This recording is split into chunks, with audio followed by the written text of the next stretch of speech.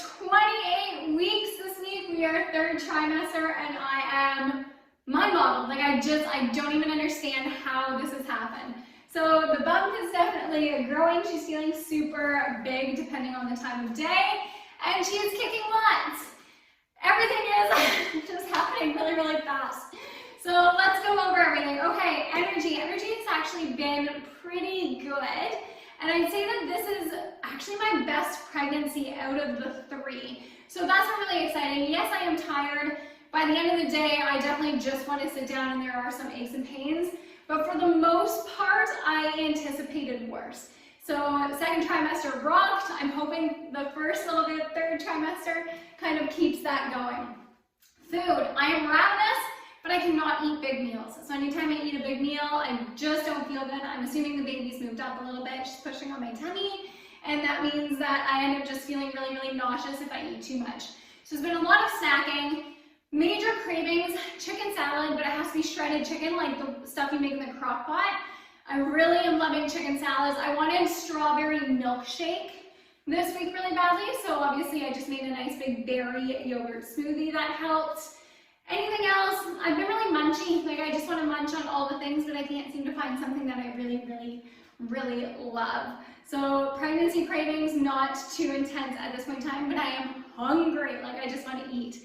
I joke about how third trimester is the trimester in which I gain the most, and it is so true. So I don't have a midwife appointment until for another month, but I know I have gained, I think, around 12 pounds now, which is fairly normal for me. I did gain 35 with both of my other girls, so I expect to gain a good 15 in the next trimester. I always gain the most in the third trimester. It's kind of funny. Workouts are going really well. I did have to stop running, so I was a little bit upset about that.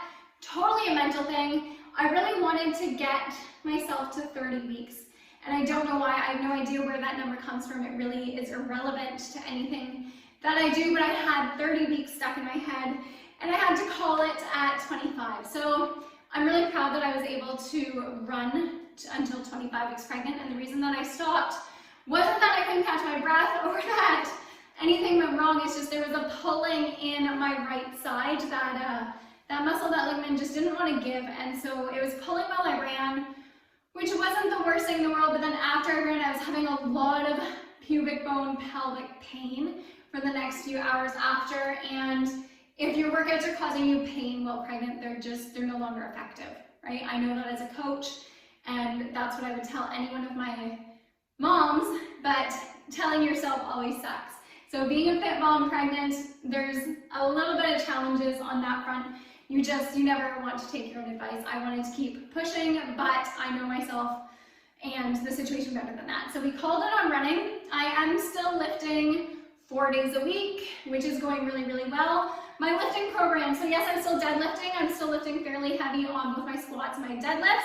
Pull-ups have come out, and the reason why isn't that I can't pull myself up. I still can, but I'm no longer able to engage my core enough to do the pull-up. So what I mean by that is when I am in that hanging position and I'm trying to contract my abdominals, there is a bit of doming now because my belly has grown on my abdominals, and so again, no, not an effective exercise because it's just placing extra pressure on the abdominals that are already stretching. So that's been substituted with inverted rows and modified pull-ups. Otherwise, strength training, I'm still looking at those big movements, those big compound movements. I'm focusing a lot on my arms, shoulders, and glutes because those are helpful postpartum. And workouts are feeling really good. They're about 30 minutes in length. So lifting 3 days a week. I still do yoga twice a week, which is just a nice, easy 20-minute flow. And I do a HIIT workout and a glute workout once a week too. So still a 5-day workout week, but it's feeling really, really good. The workouts aren't taking everything from me, which is important. Still getting in 10,000 steps a day because I do walk my daughter to school. I have stopped walking her home from school because pushing the stroller with my youngest uphill for the 3 kilometers at the end of the day, just not feeling it. It's not doing great. What else? Clothes have become fun. I have about 10 things that I can wear, so yay for the belly. One of the things I noticed that I thought you would find interesting with this babe versus my others, looking at pictures. So what I've noticed is with my first daughter, she sat very, very low. So I was actually pretty flat here and then just out really really low, and I remember so much pressure kind of on my pubic bone and whatnot. It was just not comfortable. I honestly walked like a crazy person for the last half of my pregnancy because I was like, she feels like she's falling out. So she was really low. My second daughter sat very, very high. I had kind of that classic, like right after my boobs, start with a bump kind of thing. She was always up in my ribs, but she didn't move much, which sucked. Whereas this one, I feel, is just going straight out. Like, I feel like she's very in the middle, and she just wants to go this way. So that's been really, really new. One, just positioning-wise and daily tasks. So once I lay down on the couch, getting back up because she's very straightforward is getting challenging and kind of funny. And from a lifting perspective, I've had my center of gravity has changed, so I've had to modify that. But also, my belly's been really, really itchy. So when your skin is itchy in pregnancy, aside from like the extreme hands and foot itchy thing that can happen, it's generally that your skin is stretching, which is completely normal.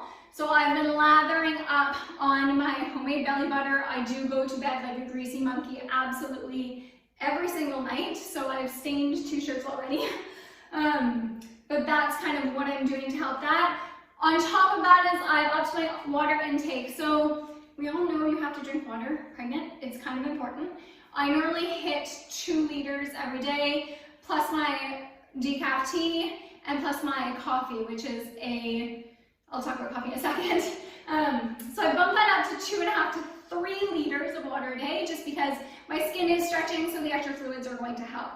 The coffee thing, so with my first 2 pregnancies, went cold turkey on coffee. It was terrible because I love coffee. With this one, I've kind of found a medium ground. So I have 3/4 decaf coffee and 1/4 regular coffee, and just 1 cup in the morning, and that kind of at least gets me going through the day. In terms of aches and pains, yeah, pregnant kind of comes with some aches and pains there. So mostly it is just feeling things stretch. If I move a certain way, there's certain spots that are pulling right now, obviously, especially because I gained the most in the 3rd trimester. I expect that to increase a lot. Braxton Hicks. So I feel like Braxton Hicks are hilarious this time around. The first reason is because with my first 2 girls, I don't remember having Braxton Hicks until about 34-ish weeks pregnant, and even then they weren't too intense. They knocked me down a little bit, but I'd say probably like a 3 or 4 on the 10 scale of pain.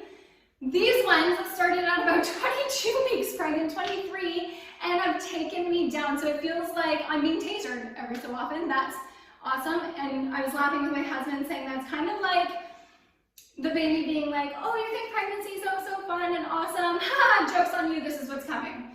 So that's been kind of hilarious. I don't get them often, but I'd say probably every other week, maybe once a week. I'm getting Braxton Hicks for like a good solid hour where I'm bent over and my girls are like, it's the baby. So that's been magical. I don't know. Picking up and carrying the girls is still going well. So obviously that's one of the reasons that I stay strong, is so that I'm still able to do that. I'm really impressed with how little low back pain I've had this pregnancy. So I was thinking about the comparison the other day in my pregnancies, and I found this a very interesting link between them. So with my first pregnancy, I was moderately strong but super lean, and my abs were very, very strong. That pregnancy, I had a lot of discomfort as my abs stretched, like the ligament stretching were very, very painful. I also had some low back pain, which is normal, and just pain. With my second pregnancy, I was super strong, but my abdominals, my core strength was not as strong as my first. I found the stretching painful, but a little bit easier, and I still had low back pain that comes with kind of every pregnancy and whatnot. With this babe, I was super strong, a little bit more conditioned aerobically, but I was also more mobile. So I've spent the last 2 years focusing on mobility work. And what I found with this pregnancy, it's actually been the least painful one so far. So my back pain has been minimal. My abs know how to stretch by now. It's my 3rd time. So I've had a few tweaks here and there, but it hasn't been nearly as intense as the first 2. And I've all around found it a better pregnancy. So if you are watching this thinking, expecting, I'd say get strong. Make sure that your hips and your back muscles are strong, because those are going to help your posture in pregnancy as everything changes. But but also really, really focus on your hip mobility because that's made a huge difference to me so far. So just kind of some fun little tidbits that I've noticed. That's the best part about being pregnant with your third is you get to compare. So kicking wise, this little beauty is kicking a ton. She moves a little bit throughout the day, and I do feel her, but I'm running around throughout the day. Whereas 8:30 p.m. is like her kickboxing class. That is her jam. She's big enough now that you can start to see it come out of the belly, which I used to think was the creepiest thing ever. And everyone always kind of wanted to watch it happen. But now I love it. I love seeing the little ripples. The other day her foot kind of came out and we were playing a game of poke and tag. And it's just been awesome. So I normally spend about 30 minutes at the end of my day just poking your back, feeling her kick, feeling her move, and it is easily my favorite thing about pregnancy. Now, fears in pregnancy going into the third trimester. So I'm excited for third trimester. I actually love the last 4 weeks of pregnancy. I know they last forever, but I love them because of the anticipation. However, with COVID and all of that shenanigans, there's a lot of new protocols in place at the hospital. So I am in Canada here, a little bit different. I'm not locked down right now. We are in code red, but there's been some more protocols placed, like moms having to wear a mask while laboring, which I'm not gonna lie, freaks me out a little bit. The thought of taking those heavy deep breaths with a mask overwhelms me a little bit. There's a lot more testing just to get into the hospital, so obviously I have to go over if I have any COVID symptoms. I get temped. My husband's not allowed to walk through the hospital in labor with me. I have to be in the birthing room before he's allowed to enter the hospital and come up. And then he has to be tested too. If he shows any symptoms, he's obviously going to be sent away. So there's a little bit more stress this time around about labor and delivery. I've never not wanted to labor in a hospital. I've loved my hospital labors, and because I'm a midwife, I'm able to go home within 2 hours. That's been a really big thing to me. But I won't deny that there are some things that I don't like and that cause a little bit of stress right now. So I'd say that's my biggest stressor of third trimester. And the solution right now is we're just waiting until February to decide on how we're going to play it all out. My midwife clinic does have a birthing room, but like I said, I've never had a desire to not birth at the hospital. So it's there, it's in the back of my mind, but we're just kind of putting it on the back burner. Otherwise, I'm really not too concerned about third trimester. I have to slow down, and that is the biggest challenge for me. So I always feel like when I'm sitting, I should be productive. I should be catching up on emails. I should be getting some writing done because I'm not going to have time soon. And the truth is I just need to stop. It's a mental block. I'm not going to have a lot of time to just zone out when the baby comes, having 2 little ones at home. So I'm trying really hard to make that time in my day where I just sit down and I don't have some creative thing that needs to be done while I sit down. Otherwise, everything is going really good. She's gaining nicely. She feels big. I'm measuring a centimeter behind where I am. So I'm 28 weeks, I'm measuring at 27, which again is normal of my first 2 pregnancies also, but it does make me curious as to how much she's going to grow in this trimester. So I'm not going to lie, I never said how here. Like, I have zero clue how I'm already at third trimester. It feels like everything is just flown by, but I'm super excited to rock it the next couple of months.